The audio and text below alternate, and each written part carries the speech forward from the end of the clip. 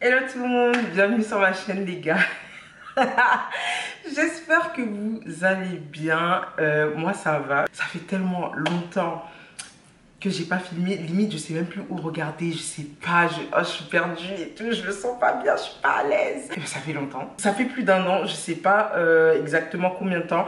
Mais je sais que là ça fait plus d'un an que j'ai tout coupé. Ça fait plus d'un an que je suis complètement partie. Je crois un an et demi même. Enfin dinguerie en fait. J'ai beaucoup de choses à dire, mais en fait, je veux pas que la vidéo elle soit trop longue. Je pense qu'on va commencer par le début. Installez-vous bien parce que we need to talk. On doit discuter en fait. Comme je vous ai dit, ça fait plus d'un an que j'ai plus posté sur ma chaîne YouTube. Ça fait plus d'un an.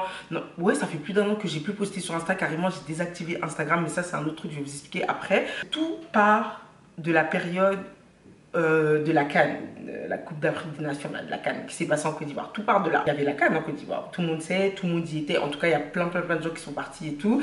Donc pour moi, c'était censé être à la base des vacances de ouf. C'était censé être vraiment le PA à gogo, genre les vacances, t'as même pas idée. C'était ça le plan de la CAN à la base. À ce moment-là, je prends mon billet comme tout le monde. En plus de ça, j'avais pas vu ma petite soeur pendant je sais pas combien d'années. Et on allait se croiser là-bas. On était censé se croiser du coup en Côte d'Ivoire. Donc j'étais grave contente, on a pris nos billets, tout. Donc je fais mes courses, je fais des big paniers, j'achète partout, genre Shein, Zara, PLT, bref, je fais des paniers de zinzin pour la CAN. J'avais prévu filmer des outfits, filmer des hauls, bref, j'avais prévu plein de trucs, genre faire des vlogs et tout. J'avais ramené tout mon matériel en fait. Et je vous promets que tout part de là. Je prends mon billet d'avion avec Air France. Et comme vous savez, en tout cas pour ceux qui me suivent et qui ont l'habitude de regarder mes storytime, de base, vous voyez que, dans tout ce que je raconte là, à chaque fois que je pars en vacances ou que je dois voyager, j'ai toujours des galères. Soit je rate mon vol, soit je perds un truc. Bref, il y a toujours un truc, en fait, quand je voyage. Toujours un truc. À croire que je dois rester sur place et je dois aller nulle part, en fait. Donc, je me dirige à l'aéroport. J'ai passé un vol vraiment tranquille, un trajet tranquille en fait, genre sans stress, sans transpiration, sans courir, sans perdre un truc. Pourquoi tout est aussi smooth en fait, genre qu'est-ce qui va m'arriver à la fin, parce qu'il y a toujours un truc.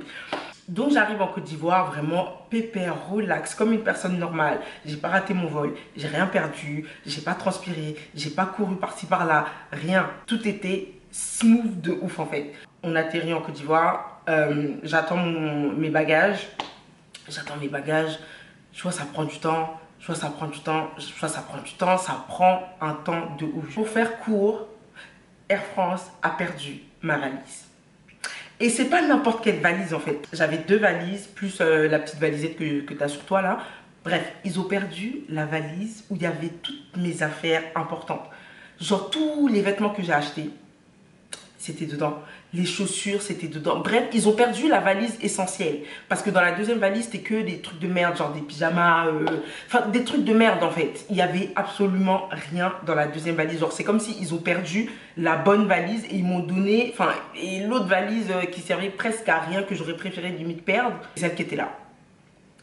Donc à ce moment-là, déjà, la CAN pour moi, c'était annulé. Dans mes vacances, je passais mon temps à retourner à l'aéroport d'Abidjan pour voir si... Parce qu'on m'a dit, oui, il faut revenir et tout. À chaque fois qu'il y a des vols Air France qui atterrissent, parce que des fois, les valises, elles sont retardées. Après, elles viennent dans d'autres vols et tout. Bref, j'ai fait que de revenir à l'aéroport à chaque fois pour voir si ma valise était là. Ma valise, elle n'est jamais arrivée en Côte d'Ivoire. J'ai jamais eu de nouvelles de cette valise. Jusqu'à présent, je ne sais pas où cette valise elle est passée. Je ne sais pas qui a bénéficié de mes vêtements, j'en sais rien. Donc à ce moment-là, mes vacances, elles étaient déjà annulées. Mes plans de filmer en Côte d'Ivoire, tout était annulé parce que en fait, j'étais aigrie pendant toutes mes vacances. Il faut voir que j'ai fait peut-être quoi, un mois et demi, si je me rappelle bien, je me souviens plus.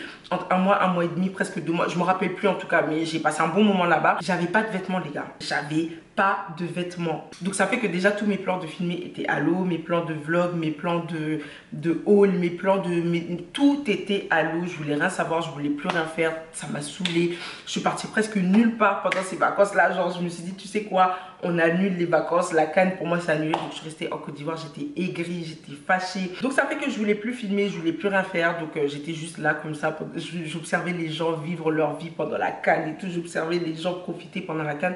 Et moi j'étais là, j'avais grave la rage parce que j'avais pas ma valise en fait. Donc ça déjà, ça m'a saoulée. Donc à cause de ça, pendant la CAN, j'ai rien filmé, j'ai rien posté, j'ai tout coupé. Ça c'était déjà numéro 1. C'était déjà numéro 1. c'était compliqué. Donc du coup après ça je retourne sur Atlanta, bien déprimée, bien triste d'avoir raté la CAN en fait. Techniquement j'étais là sans être là. Donc du coup après ça je retourne à Atlanta et faut savoir que, bon ça je vais pas rentrer dans les détails, mais j'ai un projet, un truc en tête que j'aimerais faire, tu vois.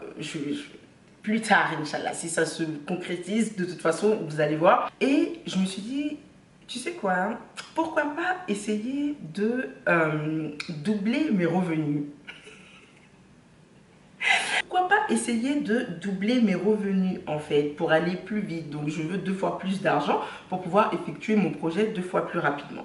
Il faut savoir qu'à la base mes sources de revenus c'était YouTube et mon site internet du coup où je vends des produits pour la prise de poids. D'ailleurs si vous êtes intéressé, je vous mets le nom ici. Produit très efficace avec de nombreux bons retours.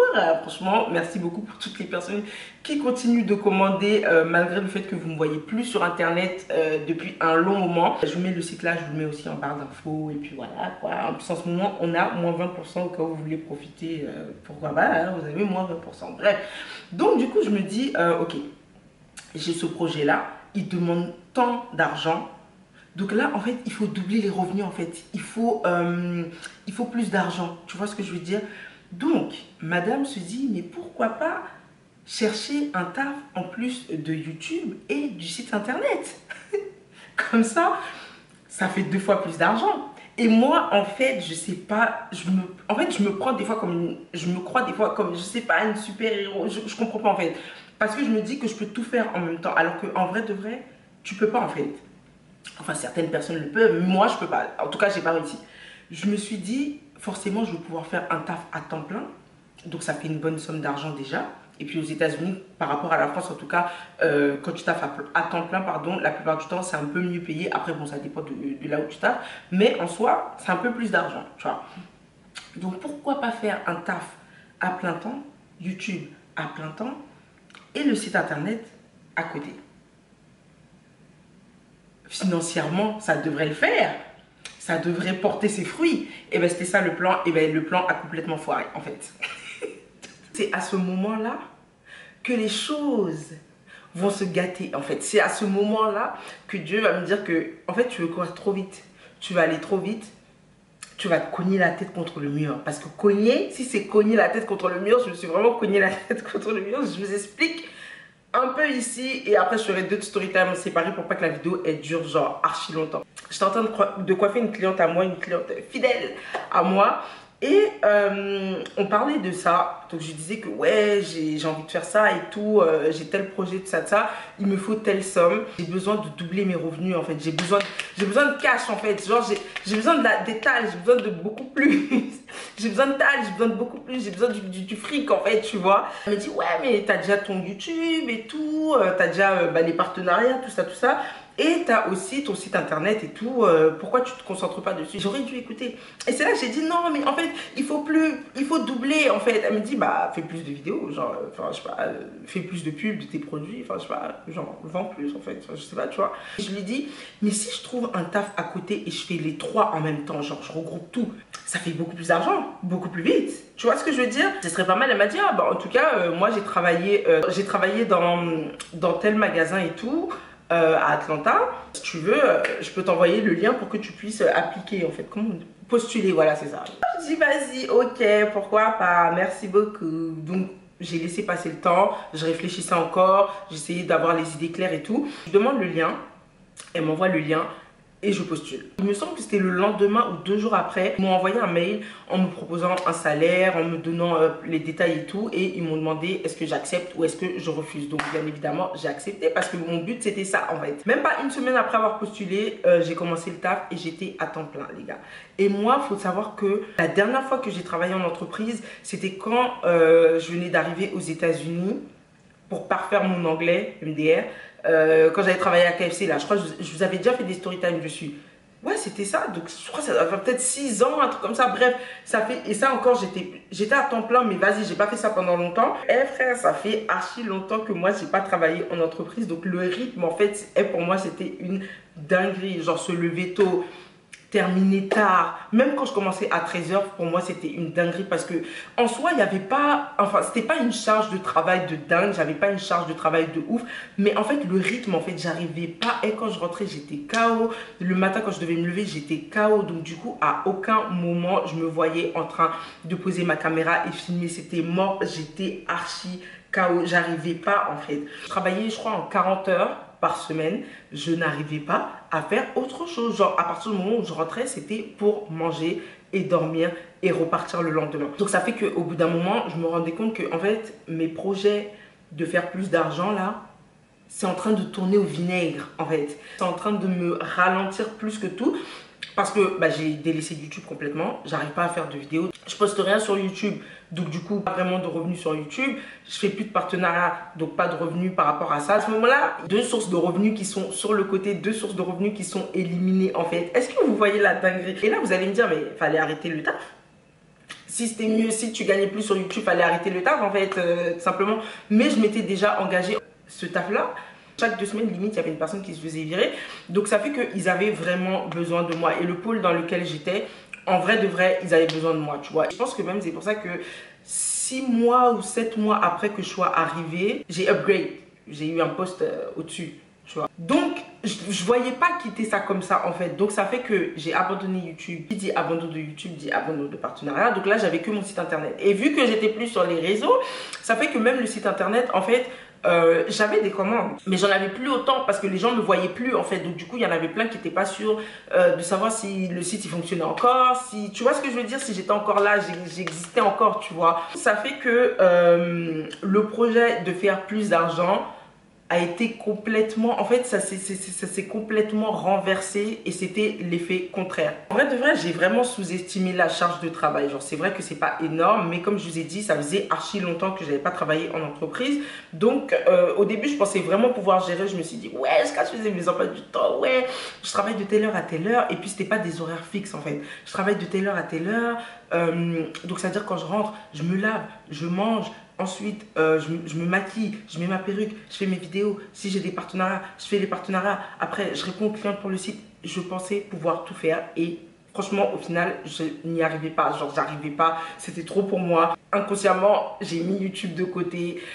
J'ai mis les partenariats de côté. Bref, j'ai tout mis de côté. Je me suis concentrée sur le taf du coup parce que voilà, j'avais quand même pris un engagement et puis j'étais en CDI. Donc, il fallait que je sois là en fait. Et les gens qui arrivent à tout faire en même temps. À avoir un taf à temps plein. Des fois, tu finis à des 21h, des 21h30, des 22h. Tu rentres chez toi. Après, tu arrives à prendre ta caméra. Tu arrives à te maquiller, te coiffer, à filmer, faire ton montage, à poster. Tu as un autre business à côté que tu dois gérer. Franchement, vous êtes trop fort parce que moi, j'ai pas réussi. Aussi, à ce moment-là, j'allais sur Instagram, je voulais poster, mais je pouvais pas parce que vas-y, maintenant sur Instagram. En fait, c'est même pas maintenant, depuis un bon moment. Sur Instagram, c'est tellement la compétition. Pas forcément une compétition, mais je veux dire que Instagram, si t'es pas là, si t'es pas archi bien make-upé, archi bien habillé, archi bien coiffé, Instagram, c'est mort en fait, on va te regarder mal, tu vois. Instagram, c'est vraiment, il faut toujours être à la en fait, pour poster sur Instagram, il faut que tu sois toujours on flic. Et je suis désolée, à ce moment-là, c'était vraiment être on point, être on flic, avoir les cheveux plaqués, mon make-up parfaitement fait et tout, une belle tenue, c'était grave pas ma priorité. Genre, j'avais même pas le temps, frère. J'avais même pas le temps. J'avais même pas le temps de me coiffer correctement en fait. Donc à quel moment genre je vais aller poser pour Instagram et tout. Donc ça m'a saoulé. En plus Instagram ça m'ennuyait. Donc du coup Instagram j'ai désactivé. Peut-être que je vais le réactiver après, j'en sais rien. Mais pour l'instant j'ai pas Instagram, ça me saoule. Donc voilà, il y a eu ça. Et après ça, j'ai eu quelques problèmes. Je vais vous raconter en story time au fil du temps. Quelques problèmes, genre vraiment. Encore. Après ça, oui, j'ai mis fin à 5 ans de relation. Et quand je vous dis 2024, c'était l'année vraiment du changement et du renouveau et des grandes épreuves. Bah putain. Donc voilà, j'ai mis fin à 5 ans de relation du jour au lendemain. En fait, je sais, ouais, du jour au lendemain. En vrai, de vrai, c'était vraiment du jour au lendemain. Fin à 5 ans de relation. Peut-être que j'en ferai une story time, je sais pas, c'est pas très intéressant. On m'a rien fait, j'ai rien fait non plus. Mais tu sais, des fois dans la vie, vas-y, j'avais besoin de me concentrer sur ma life. Et puis il y avait quelques trucs qui n'allaient pas, mais vas-y. En vrai de vrai, 2024, ouais c'est ça, 2024, début 2025, c'était cardio. C'était cardio à mort. C'était vraiment chargé de ouf. Mais tranquille. Tu vois, il y a des moments de la vie où tout te tombe là-dessus. De me concentrer sur moi-même. J'avais besoin d'avancer, j'avais besoin de prendre des décisions drastiques dans ma vie en fait. Là je me suis dit c'est la période de la rentrée, donc moi aussi c'est ma période, c'est ma rentrée, tu vois ce que je veux dire, donc je reviens tranquillement, doucement et tout. Je suis de bonne humeur, je suis bien, là, tu vois, voilà, je suis tranquille en fait. Je vais rien vous promettre, je vais pas vous dire que je vais poster tel jour et tel jour, je ne dirai rien. Je vais essayer de me remettre dans le bain step by step, petit à petit, sans me brusquer, sans vous brusquer, sans, tu vois, faire trop de trucs en même temps. Activez seulement vos cloches de notification. J'ai des story time à vous raconter, j'ai des trucs à vous raconter. Je pense que c'est tout, hein. Je pense que là j'ai fait plus ou moins le tour. J'espère que cette vidéo elle vous a plu. J'espère que vous allez quand même la liker. J'espère que vous allez quand même la regarder. Restez connectés pour les story time, restez branchés pour les story time. Abonnez-vous, likez, commentez, partagez. Putain, ça fait longtemps que je fais pas dit ça. Abonnez-vous, likez, commentez, partagez. Je vous mets encore une fois mon site internet ici et en barre d'infos pour les personnes qui souhaitent commander. Je vais me reconcentrer sur mon business parce que ça aussi j'avais laissé de côté. Mais là c'est bon, je me reconcentre sur les choses essentielles de la vie en fait, tu vois. Donc du coup voilà les gars, je vais vous laisser passer une bonne journée. Je sais plus si c'est ça qu'on dit sur YouTube, je me rappelle plus tellement, ça fait longtemps frère, je suis une moite. On se dit à dans quelques jours les gars pour une nouvelle vidéo. Bye.